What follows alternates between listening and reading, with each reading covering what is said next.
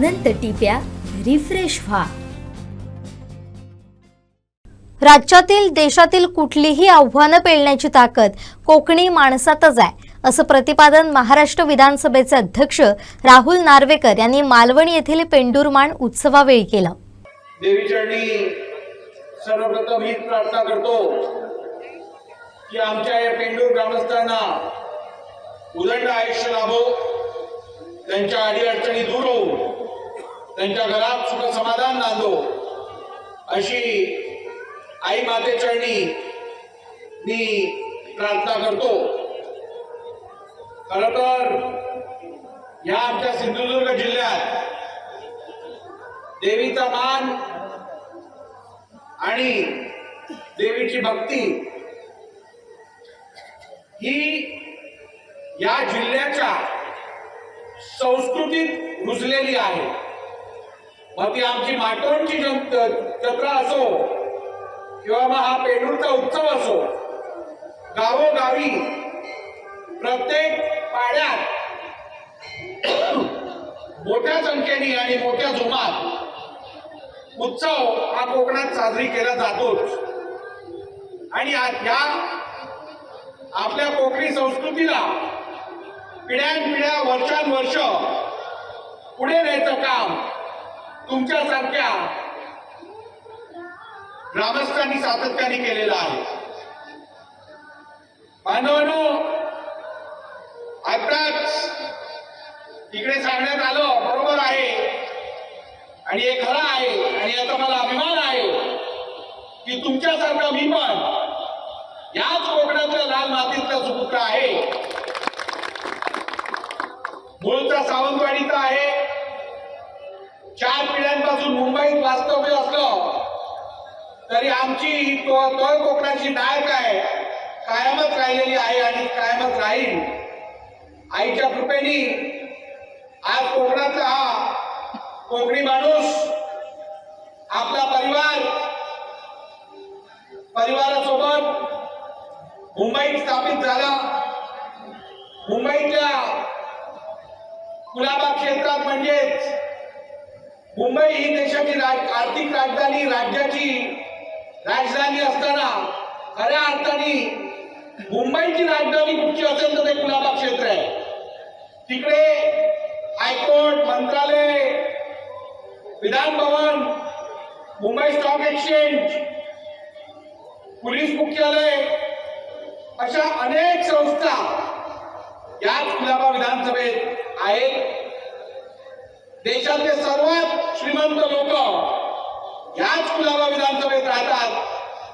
सर्वात मोठा व्यापार, मग तो लोखंड बाजार असो, इलेक्ट्रॉनिक मार्केट असो, सोने बाजार असो, बुलियन मार्केट असो, सगळ्या या कुलाबा मतदारसंघातून चालतं। आणि अशा या बहुभाषिक जिथे हिंदू, मुसलमान, ख्रिश्चन, पारसी, शीख सगळेच समाज तेवढ्याच संख्येने आहेत। इकडे गरीबात गरीब आणि श्रीमंतात श्रीमंत माणूस वावरतो। अशा ठिकाणी जाऊन कोकणी माणूस सिंधुदुर्गाचा पुत्र आमदार बनतो, हे माझ्यासाठी मोठं नव्हे तर हे सगळी किमया आणि ही कमाल आमच्या सिंधुदुर्ग वासियांची आहे, ज्यांनी माझ्यावर आणि माझ्या परिवारावर कोकणाचे संस्कार घडवले। कोकण म्हणजे सभ्यतेचं प्रतीक। या सिंधुदुर्गात राजकीय संस्कृतीत सभ्यता कायम ठेवण्याचं कार्य आपण सातत्याने बघितलेलं आहे। बॅरिस्टर नाथपाईंपासून मधु दंडवतेंपर्यंत, सुरेश प्रभूंपासून या सर्व मंडळींनी या ठिकाणी सभ्यता, सौम्यता राजकारणात कशी टिकवावी आणि कशी ठेवावी याचं ज्वलंत उदाहरण सातत्यात देशात ठेवलेलं आहे। आणि म्हणून अशा सभ्य भूमीतून जन्म जरी मुंबईतला असला तरी मूळ याच मातीशी निगडीत आहे, हे सांगताना मला अभिमान वाटतो। आपल्या या कोकणाला न्याय मिळवून देणं आणि या कोकणाचा विकास हा अटळ ठेवणं हे माझं कर्तव्य नाही तर माझं धर्म आहे असं मी समजतो। कधीतरी 4 पिढ्यांपूर्वी जे काल परवापर्यंत आपण घडताना बघितलेलं आहे, कोकणातल्या प्रत्येक घरातला किमान एक माणूस तरी नोकरी धंदा व्यवसायासाठी गाव सोडून मुंबईला गेला. परंतु या पुढच्या काळात कोकणाचा माणूस कोकणातच राहून, सिंधुदुर्गाचा माणूस सिंधुदुर्गातच राहून त्याची प्रगती आणि उत्कर्ष होत राहील, ही ग्वाही मी आज तुम्हाला देतो. किंबहुना या कोकणातला मुंबईत गेलेला माणूस येणाऱ्या काळात परत कोकणात येऊन संधी शोधेल, ही पण तुम्हाला ग्वाही देतो. मुंबईत जेवढ्या संधी उपलब्ध होणार नाहीत तेवढा विकास आणि तेवढ्या संध्या आम्ही या कोकणात निर्माण करणारच.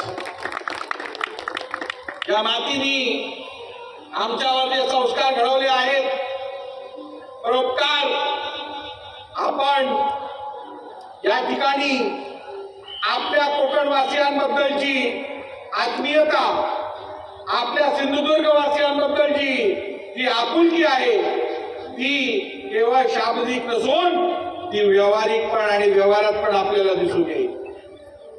मी आज इथे आपल्या सर्वांना महाराष्ट्र विधानसभेचा अध्यक्ष म्हणून, एक विधिमंडळातील विधानसभेचा सदस्य म्हणून आणि कोकण पुत्र म्हणून आपल्याला आश्वासित करतो, कोकणातनं मुंबईत येणाऱ्या प्रत्येक माणसाला जी जी गरज लागेल, जी जी मदत लागेल ती देण्यासाठी राहुल नार्वेकर कटिबद्ध असेल.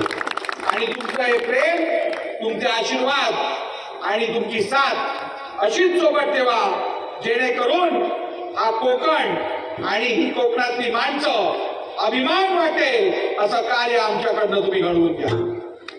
बांधवांनो, आपण इकडे योग्यच सांगितलं, 2.5 वर्षापूर्वी विधानसभा अध्यक्ष कोणाला करायचं आणि तुम्ही सांगितल्याप्रमाणे काटेरी मुकुट हे कोणाच्या डोक्यावर ठेवायचं हा प्रश्न कदाचित होता, परंतु उत्तर एकदम स्पष्ट होतं. ज्या ज्या वेळेला राज्याला कठीण परिस्थितीत पुढे नेण्याची वेळ आली, देशाला जेव्हा जेव्हा सक्षम नेतृत्व द्यायची वेळ आली, तेव्हा तेव्हा कोकणी माणूसच पुढे दिसलेला. आणि म्हणून राज्यासाठी, देशासाठी कुठचंही आव्हान पेलायची ताकद ही या लाल मातीत आहे, या कोकणी माणसात आहे. एवढंच आज आपल्याला सांगू इच्छितो.